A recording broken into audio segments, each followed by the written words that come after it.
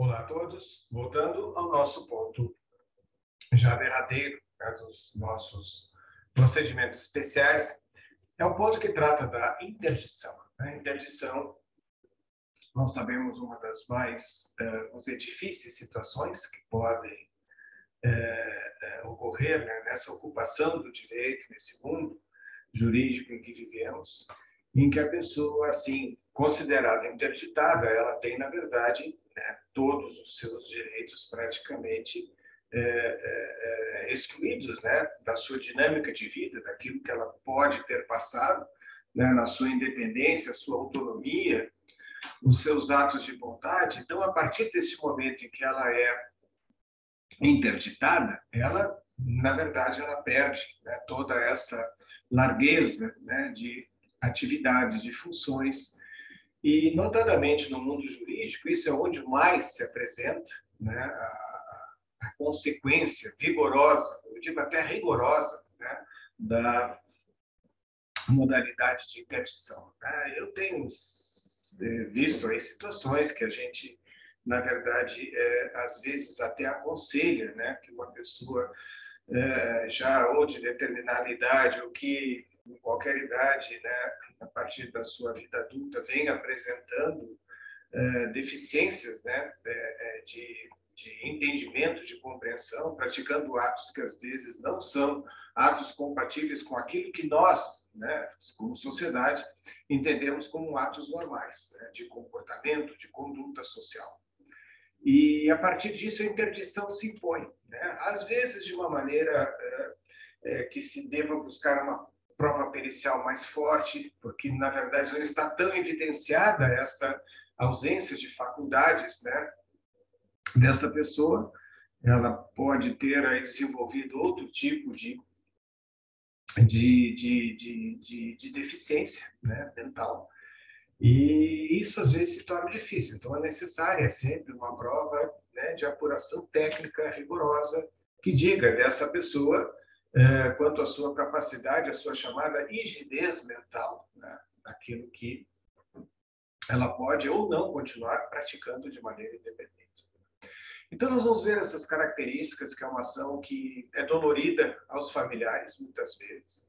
Às vezes é uma situação que não tem mais volta, a pessoa já realmente continua, né, a apresentar, quem sabe, um quadro mais grave, né, de uma maneira sempre acentuada, e que não tenha muito mais o que fazer, né? Então, a gente vive essas vicissitudes, né, essas situações negativas que a vida apresenta, principalmente a nós outros advogados, né, que acompanhamos situações dessas de interdição e que não tem muito o que fazer, né?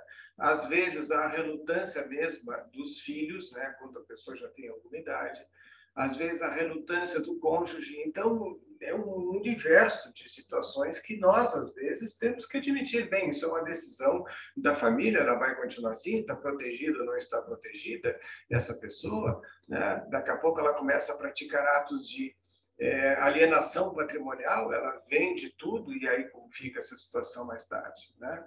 Então, aí são situações, vamos dizer assim, irreversíveis, muitas vezes. Claro que, em alguns casos, esses procedimentos são evidentes, né?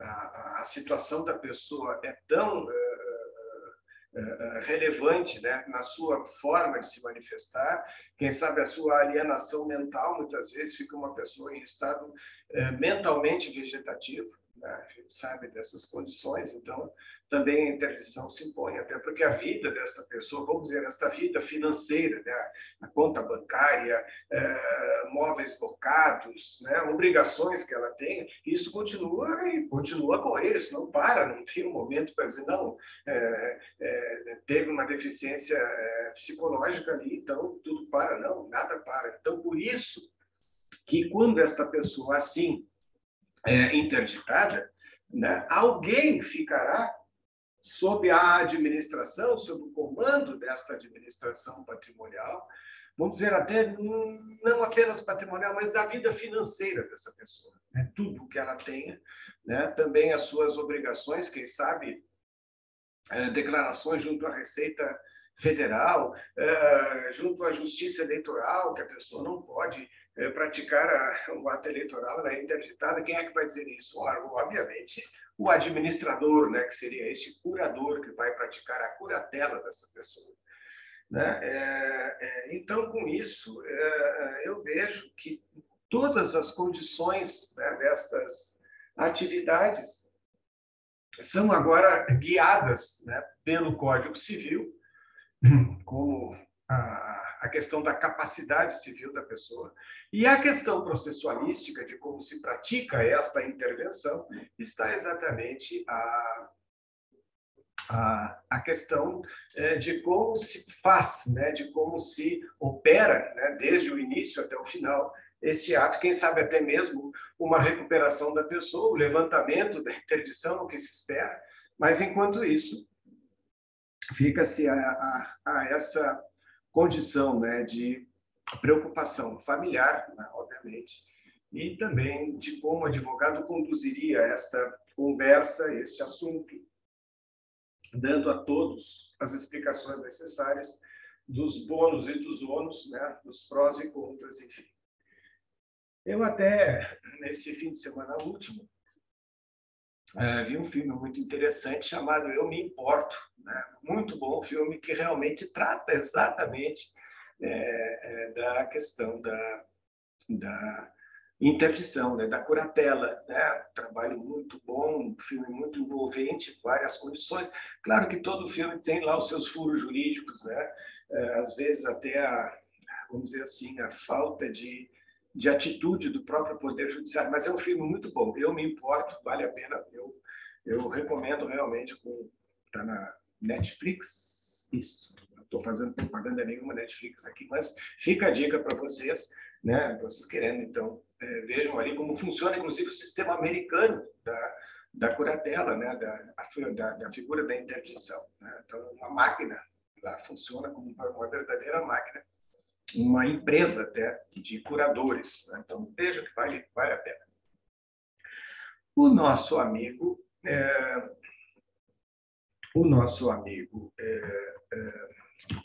Eupídio Donizete, que eu achei aqui um dos conceitos bem interessantes, ele diz o seguinte, quanto às considerações gerais, diz assim, todas as pessoas têm capacidade, todos nós temos. Nós não perdemos até o momento desde o momento do nosso nascimento, né?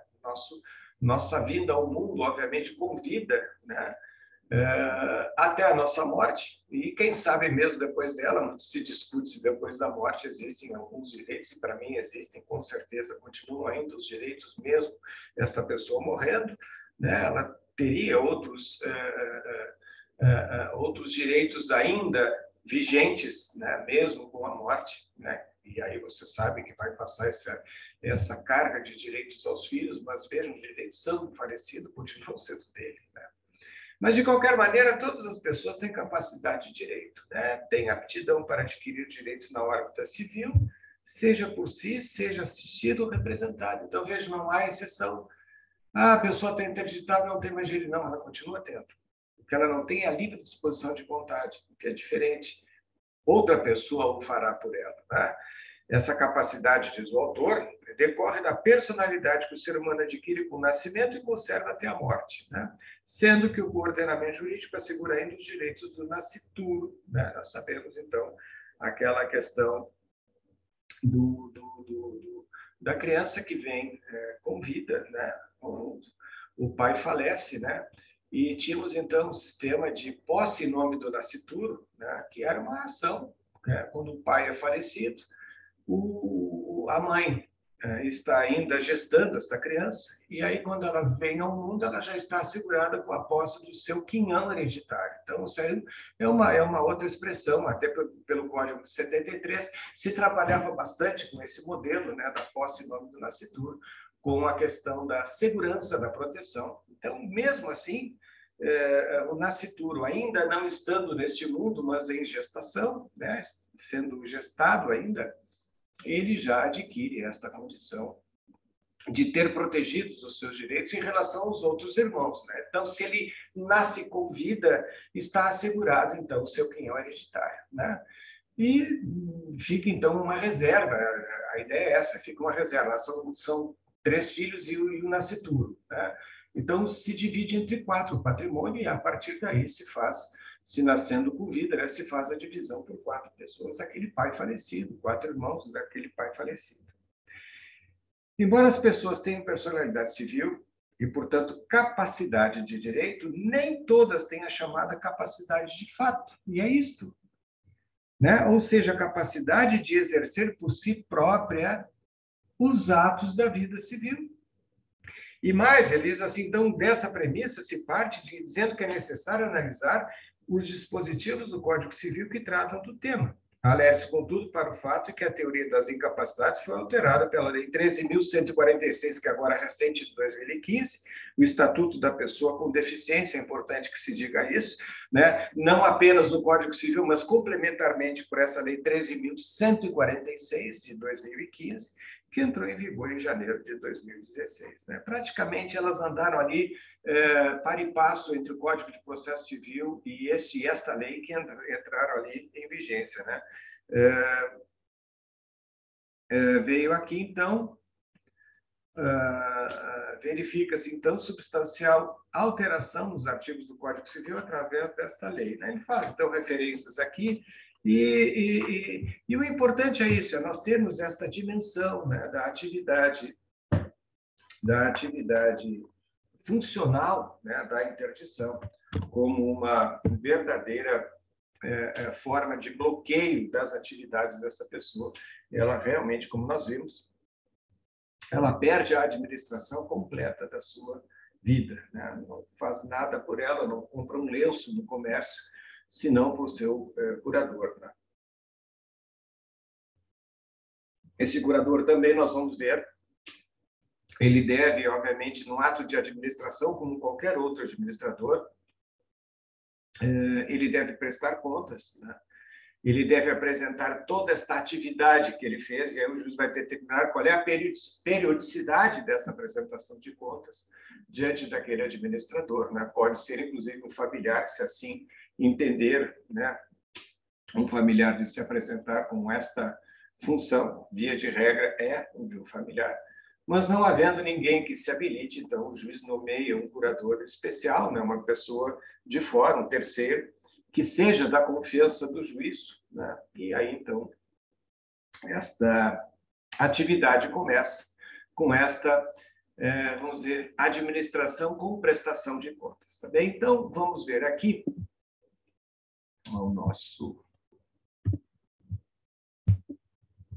aos nossos slides. Então, diz ali a regulação disso aí, a regularização disso aí dentro da legislação própria, no artigo 747, né, do Código de Processo Civil. Diz ali, a interdição pode ser promovida pelo cônjuge ou companheiro, pelos parentes ou tutores, pelo representante da entidade que se encontra abrigado e interditado, né, interditando, nesse caso, ainda não está interditado, e, claro, que pelo Ministério Público. Então, vejam quantas pessoas podem impulsionar este pedido, né, da interdição com essa, vamos dizer assim, representatividade, né? Tanto familiar como também de terceiros, na hipótese dos familiares, os parentes, quer dizer, ascendentes ou descendentes, né? Os representantes de entidades, né, onde esteja o interditando, no caso um asilo, né, um abrigo, né, uma casa, como se chama hoje um lar, né, para idosos, enfim, essas pessoas onde esteja internado. Então, às vezes, é como eu disse, é tão evidente a situação de debilidade mental daquela pessoa que simplesmente não precisaria sequer a perícia, né, a prova pericial, né? Muitas vezes até se pede que o juiz vá em loco, né, um tipo de uma inspeção judicial onde está o enfermo, nesse estado ou nesse quadro vegetativo que não pode sequer ser transportado, então o juiz ou vai à casa dos familiares onde ele está, ou vai mesmo ao hospital, vai, quem sabe, a este lar para idosos ou qualquer outro estabelecimento onde esteja o interditando, e o juiz mesmo constata, vai ali, bate um papo, tenta bater um papo, obviamente, com essa pessoa, ele notando, obviamente, que ela não tem condições, ele já atesta, né, num termo de inspeção que ele vai fazer, dizendo e atestando com todas as letras e linhas que essa pessoa realmente é uma pessoa incapaz, né, para os atos da vida civil. Então, com isso, vejo que essa legitimidade, seja de quem quer que seja, aí, desses 4 elementos, deve ser sempre comprovada por documentação. Né? Essa documentação que seja idônea, né? Acompanhando a inicial. Então, vou lá, vou interditar o meu pai, eu vou fazer isso com a minha certidão de nascimento, sou filho do meu pai, está lá. Então, é uma questão de apenas uma comprovação dessa legitimidade. Né? Claro que o Ministério Público, por ser o Ministério Público, apenas com a credencial do promotor que apresentar, né, esse pedido, enfim. Diz o artigo 748, e assim restringindo, então, o Ministério Público só promoverá a interdição em caso de doença mental grave. Então, agora não é por todo o caso que o Ministério Público se manifesta. Mas, quando houver doença mental grave, se as pessoas designadas nos incisos 1, 2 e 3, né, primeiro, segundo e terceiro do 747, não existirem ou não promoverem a interdição. Daqui a pouco, as pessoas ficam inertes. Aquilo que eu disse, o parente não quer, o filho não quer, a mãe não quer interditar o filho também. Então, nesta letargia, né, nesta falta de atitude, o Ministério Público, nesses casos de doença mental grave, toma a iniciativa. Né? E a segunda hipótese do 748, existindo pessoas assim, né, que forem incapazes as pessoas mencionadas no inciso 1º e 2º, também é possível, né? Daqui a pouco tem lá uma relação parental com outro incapaz, então, claro que não tem como fazer. Então, obviamente, alguém tem que tomar a frente, e o Ministério Público, como fiscal da lei, né, fiscalizando essas situações todas, toma a iniciativa. Às vezes, e claro que o Ministério Público não teria esta forma de estar em todo lugar, de conhecer tudo, né? Daqui a pouco chega por uma notícia, alguém vai ao Ministério Público, olha, um vizinho, por exemplo, aquela pessoa ali está em estado lamentável, já não tem mais condições. Então, o Ministério Público toma peito a esse problema e promove, então, as medidas necessárias, né? 749 diz que o autor incumbe, então, na inicial, especificar os fatos que demonstram a incapacidade, dizer, então, que motivos são esses, né? Do interditando para administrar os seus bens, o que está acontecendo, e, se for o caso, praticar atos da vida civil em algum momento em que a incapacidade se revelou. Então, tudo isso agora vai ser analisado. Vejam que, embora um processo lá dentro dos procedimentos especiais, nós temos aqui nitidamente, de forma indiscutível, um processo de conhecimento. Mas ele é especial por quê? Porque ele está com algumas características, né, que fogem ao processo de conhecimento que vamos ver agora. Mas vocês vão ver, começa com a inicial, começa com a documentação, começa com a exposição dos fatos, e agora nós vamos, então, às questões que interessam, né, ao juízo, por que ele não pode administrar os seus bens, o que aconteceu, né, por que ele não tem a prática dos atos da vida civil, e quando isso aconteceu, quando é que começou a se revelar esse sintoma, ou sintomas, né?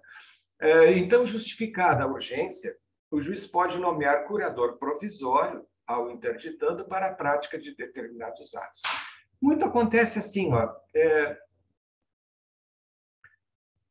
uma pessoa lá, vamos dizer, com uma posição patrimonial bem colocada, invejável, quem sabe, essa pessoa começa a praticar atos de prodigalidade, que é isto, atos que comprometem o próprio patrimônio. A pessoa começa a doar dinheiro, a comprar imóveis para estranhos, a doar carros para o caria da rua, que todos deveriam merecer um carro, obviamente, mas a situação não é bem assim. O que nós temos que configurar aqui é exatamente este dar demasiadamente o próprio patrimônio.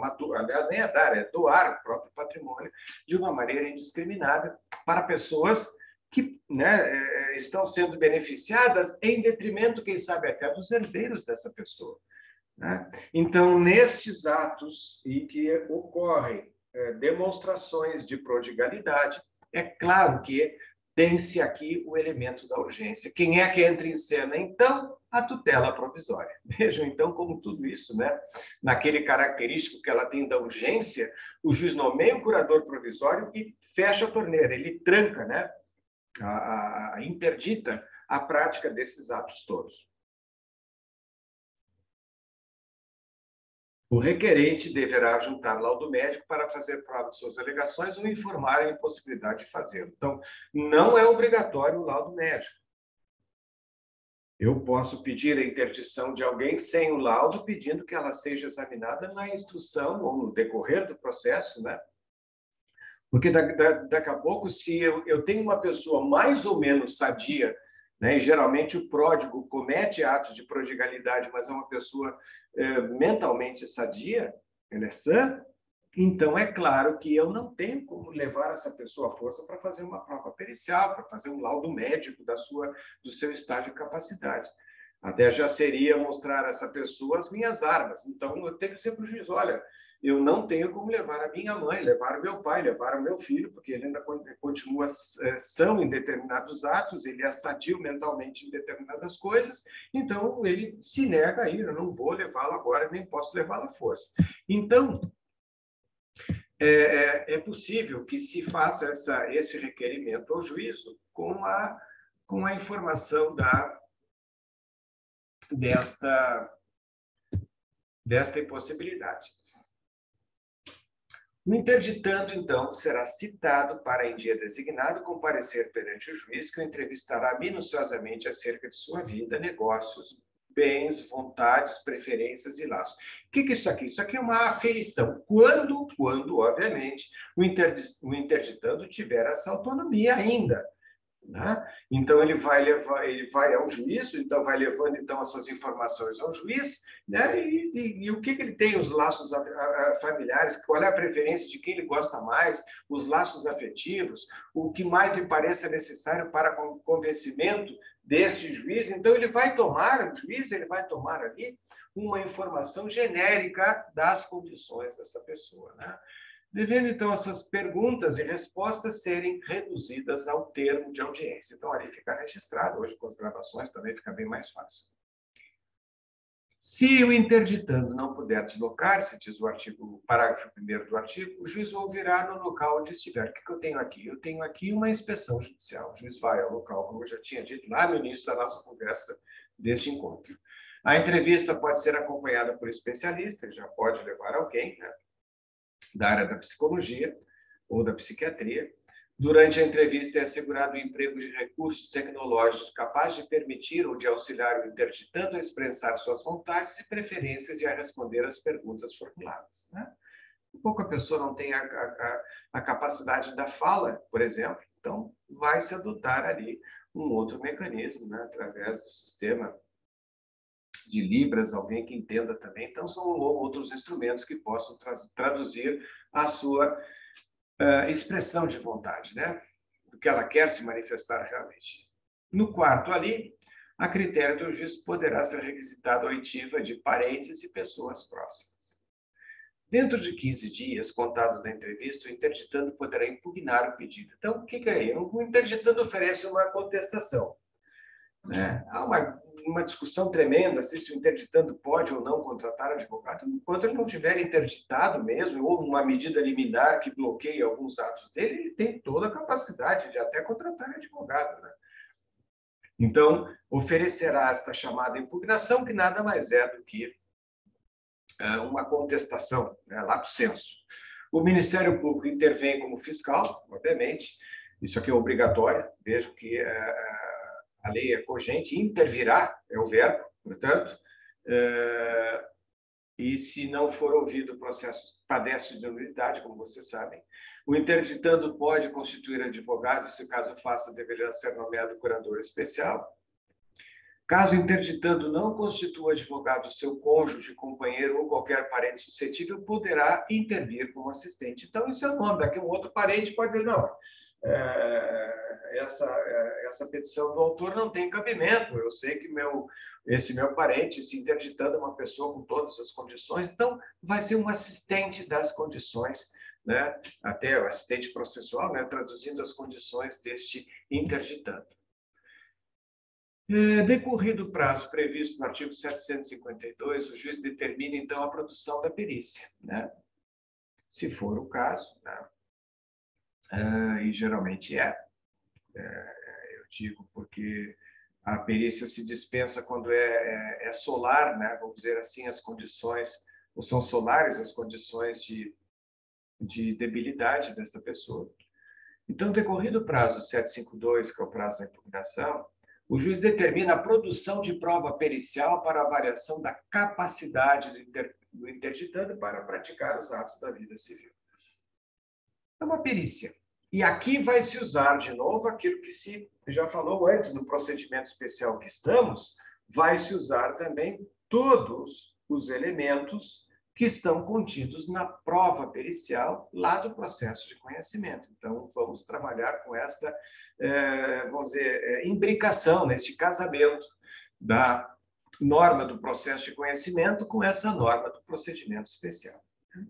A perícia pode ser realizada por equipe composta de expertos, né, experts, né, expertos para o brasileiro, que o experto conhece é outra coisa, né? Então, expert, quem tem este conhecimento, de cátedra, um especialista sobre determinada área, né? E aí vai ter essa chamada formação multidisciplinar.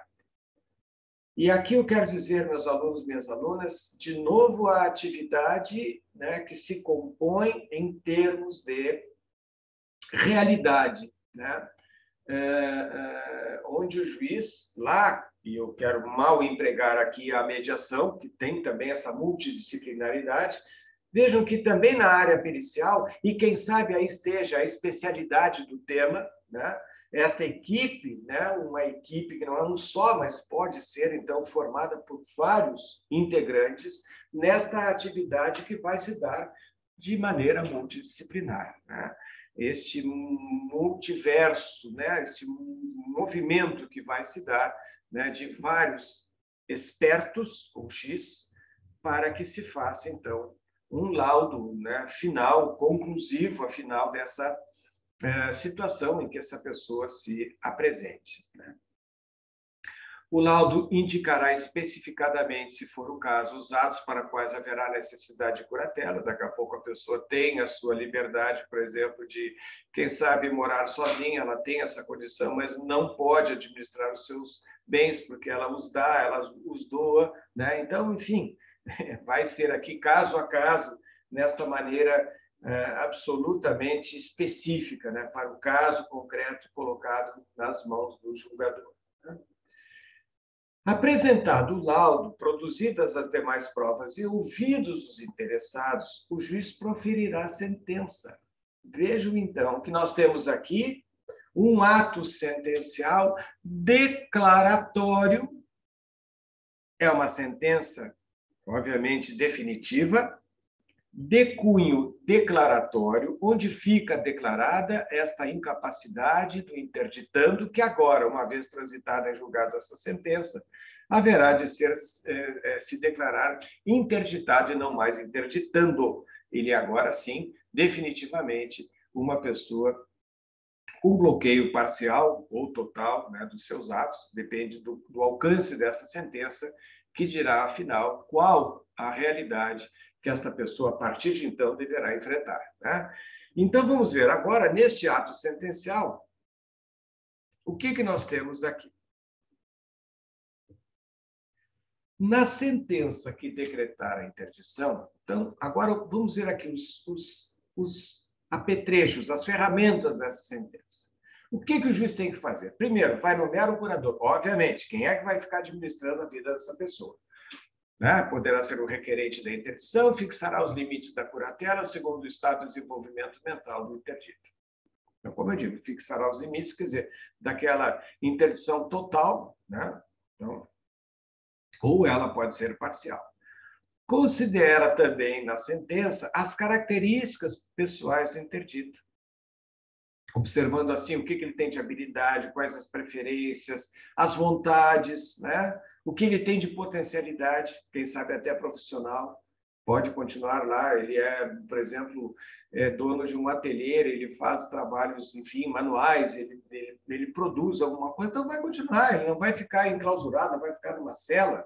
Ela vai ter, sim, e isto foi muito bem trazido pelo novo Código de Processo, ela vai continuar, sim, com seus atos da vida normal. Naquilo que ela puder, claro que não estando no estado vegetativo, mas não sendo isso, ela continua uma pessoa normal. E aí a própria sentença caracteriza isso para que se observe, né, essas condições da pessoa que são ali, quem sabe, motores, né, da sua própria vida. Né? Ela não pode ficar de um momento para outro, né, num estado de letargia plena, colocada lá dentro de um asilo, né? De uma hora para outra, a pessoa com toda a força, né, toda a capacidade do mundo, e de uma hora para outra se vê colocada dentro de uma verdadeira prisão, né, que é um asilo, que é um lar, enfim, de idosos. Vejam, eu repito, né, eu me importo, vejam esse filme, porque daí tem tudo a ver com todas essas consequências aí de uma sentença, né? No parágrafo primeiro, nós temos a curatela deve ser atribuída a quem melhor possa atender os interesses do curatelado. Então, quer dizer, quem tem mais condições, né? O mais próximo da família, a pessoa que demonstra mais, quem sabe, amor por ser ela a preferida do próprio interditando, que ele já vai ter dito ao juiz quem é que ele prefere. Se essa pessoa aceita, ótimo, ótimo, ótimo, então fica tudo acertado. Havendo ao tempo da interdição pessoa incapaz sob a guarda e a responsabilidade do interdito, então aqui o interdito, né, esta pessoa tinha uma outra pessoa incapaz também sob sua guarda. Então, o que tem que fazer o juiz? Claro que aquela guarda, obviamente, perdeu o sentido, né? E o juiz, nesse momento, tem que atribuir a curatela a quem melhor puder atender aos interesses do interdito e do incapaz. Então, aí, esse pode ser até na mesma pessoa, né, continuar este trabalho de curatela, aquele incapaz que já era cuidado pelo interdito e agora não apenas o interdito terá direito ao curador, mas também o incapaz aquele, né? Fica, então, essa dúvida, né?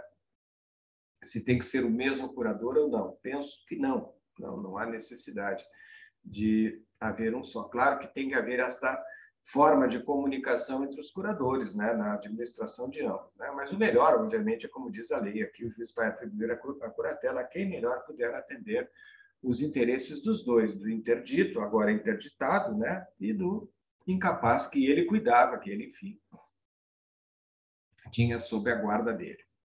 No parágrafo 3º, diz que a sentença de interdição será escrita no registro de pessoas, lá onde houve o nascimento, os assentos do nascimento do interditado, e imediatamente publicada na rede mundial de computadores, no sítio do tribunal que estiver vinculado ao juízo na plataforma de editais do Conselho Nacional de Justiça, onde permanece ali, então, publicado por 6 meses na imprensa local, uma vez e no órgão oficial por 3 vezes, com intervalo de 10 dias. Constando o que consta do edital? Os nomes do interdito do seu curador, né?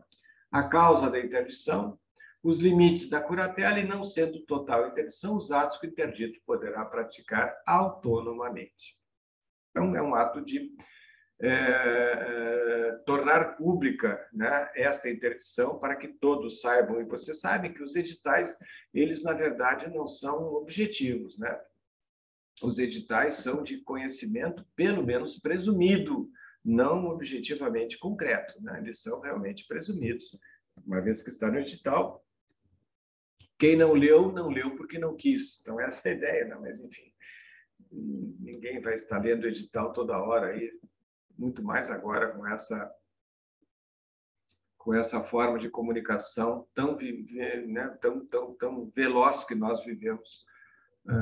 E ninguém se pararia para ler editais, embora publicado na rede mundial. Ninguém vai entrar lá para saber o que aconteceu com a vida do seu vizinho, do seu conhecido, etc. Agora vamos ver, então, situações em que se pode levantar a curatela, né? Levantar esta interdição. Quando? Quando cessar a causa que determinou, obviamente. Então, a pessoa, daqui a pouco, ela passa por um novo laudo, se verifica que ela realmente teve ali um avanço progressivo de melhora, né? Cada vez mais, então, num sistema de melhora na sua saúde mental, então é evidente que vai se tirar ali, né, esta forma de gravame de sua vida, né? Se retira, então, a interdição. O pedido de levantamento da curatela pode ser feito, então, pelo próprio curador, né? Ou pelo Ministério Público, pelo interditado também pode ser, e será pensado os autos da interdição. Então, qualquer, mesmo ele próprio, em causa própria, poderá fazê-lo de maneira objetiva, né? De maneira direta ao juiz. O juiz vai nomear um perito ou equipe multidisciplinar, de novo ela, né, para proceder ao exame do interdito e designar a audiência de instrução e julgamento e da apresentação do laudo. Acolhido o pedido, o juiz decretará o levantamento da interdição. Tá bem, o camarada melhorou, tá ótimo. Então, cessou a causa, então vai se levantar a interdição e vai determinar a publicação da sentença após o trânsito ser julgado na forma do 755, ali com aquelas questões de publicações editalícias e tudo mais, né, na rede mundial de computadores, etc. Ou, não sendo possível, na imprensa local e no órgão oficial por 3 vezes, com intervalo de 10 dias, seguindo-se a averbação no registro de pessoas naturais. Aí volta lá para o registro onde ele nasceu, né, no cartório onde ele nasceu, e se faz no registro do seu nascimento, na sua certidão de nascimento, então, mais esta averbação, né, de que houve um determinado momento da sua vida uma decretação de interdição e agora está se decretando também o levantamento dessa interdição. De novo, aqui nós vamos ter uma sentença declaratória, né, declarando cessada a causa, né, declarando, então, levantada esta curatela, né? Essa interdição. A interdição também pode ser parcial, diz o parágrafo 4º, né? Quando demonstrada a capacidade do interdito para praticar alguns atos da vida civil. Daqui a pouco ele teve alguma melhora significativa, né, no seu tratamento, na sua condição ali de terapia, enfim, que ele venha entender. Daqui a pouco ele começa a readquirir algumas habilidades, então, por isso, a interdição pode ser levantada, tá? De maneira parcial.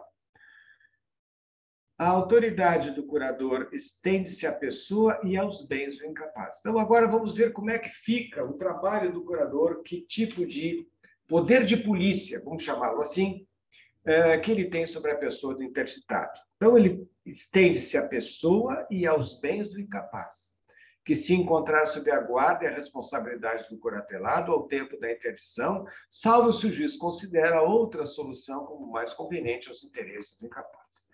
Então, vejam que a autoridade do curador aqui não teria limite, né?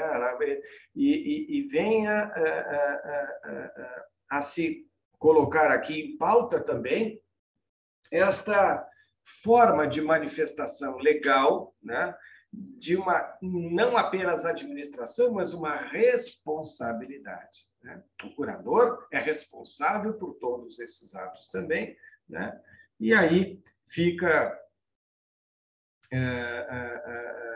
vamos dizer, nesse guarda-chuva, nesse mesmo paraquedas, a possibilidade do curador administrar também os bens do incapaz que era guardado, vamos dizer assim, enfim, cuidado pelo interditado. Então, aqui duas pessoas sob a mesma, de novo aquele velho ponto, né, que já falamos há pouco, duas pessoas sob a mesma administração de um único curador, né? Então, é possível, e claro que... mas vejam que o juiz tem a possibilidade, como diz o 757 na última parte, se o juiz considera uma outra solução mais salutar, né, mais conveniente. Então, não é que sempre aquele curador vai cuidar dos dois, do interditado e aquele que o interditado cuidava. Não, o curador, né, não é obrigatoriamente o mesmo. Então, diz ali, salvo se o juiz considera uma solução mais conveniente aos interesses do incapaz. Então, quem sabe, uma outra pessoa, né, que se apresente para esta condição de curatela, né? Então, há uma substituição aqui de curadores. O curador deverá buscar tratamento e apoio apropriados à conquista da autonomia pelo interdito. Então, obviamente, outra atribuição, né? O interdito está sob sua guarda, repito, e, portanto, deverá ser cuidado, né? Absolutamente, na administração pessoal e patrimonial, mas também para que consiga, né, recuperação à sua vida normal, quer dizer, através de tratamentos, qual o melhor emprego, né, de uma terapia adequada, qual é o melhor médico que é possível dentro das condições, obviamente, financeiras, né? Se é um tratamento através do próprio Sistema Único de Saúde, se esse tratamento pode ser autônomo, por psiquiatra ou psicólogo particulares. Então, tudo isso vai ser levado em conta para que vocês vejam como esse universo é grande, é tremendo. Cada caso será tratado de uma maneira. Não há aqui um livro dizendo como deve se proceder. Não, cada caso deve ser cuidado. O que nós temos aqui é uma regra geral, é um esqueleto de procedimentos, tá?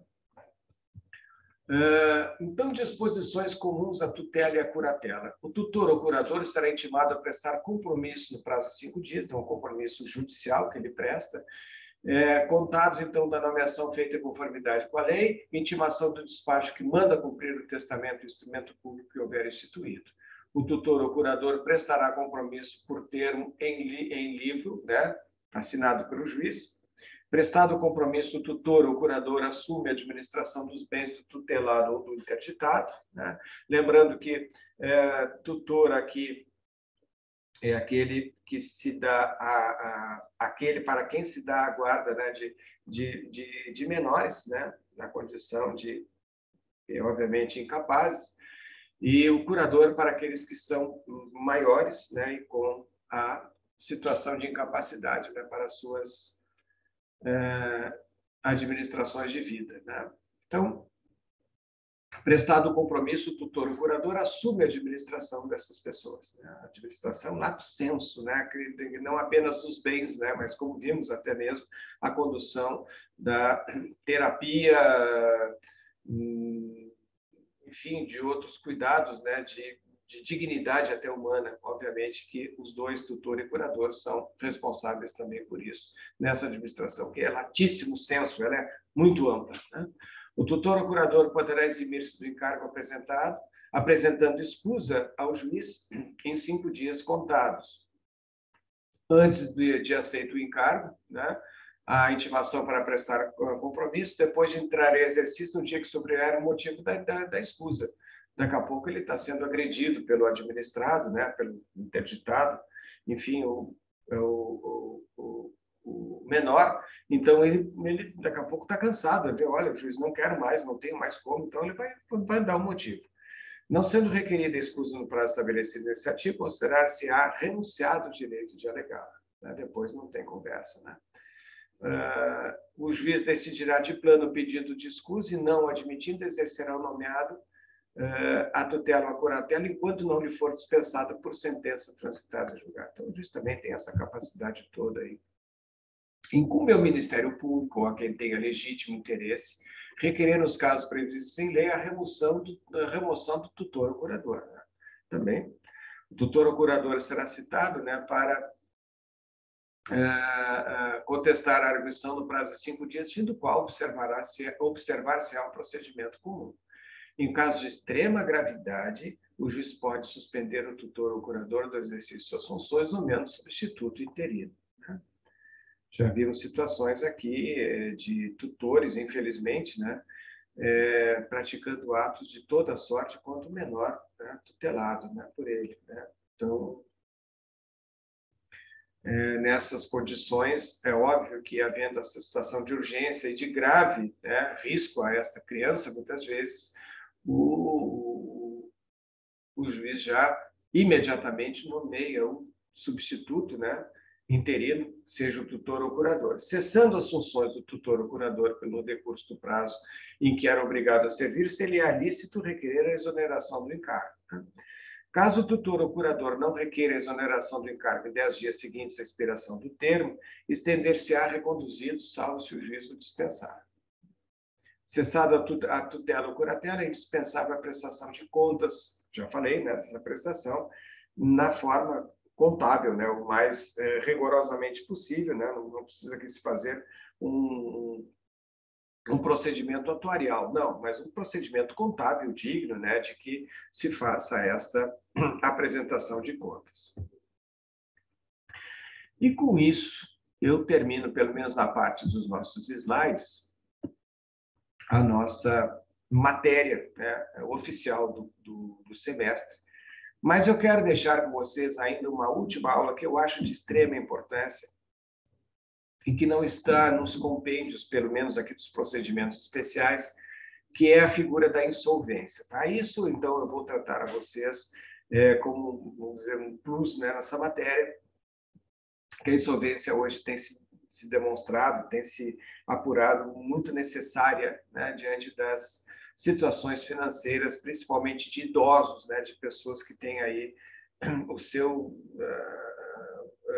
ganho de aposentadoria completamente comprometido. Então, eu quero dedicar esse último ponto com vocês sobre a questão da insolvência civil. Tá bem?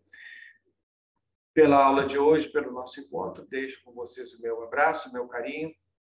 Fiquem com Deus e vamos continuar nos cuidando. Tá bem? Muito obrigado. Se cuidem aí.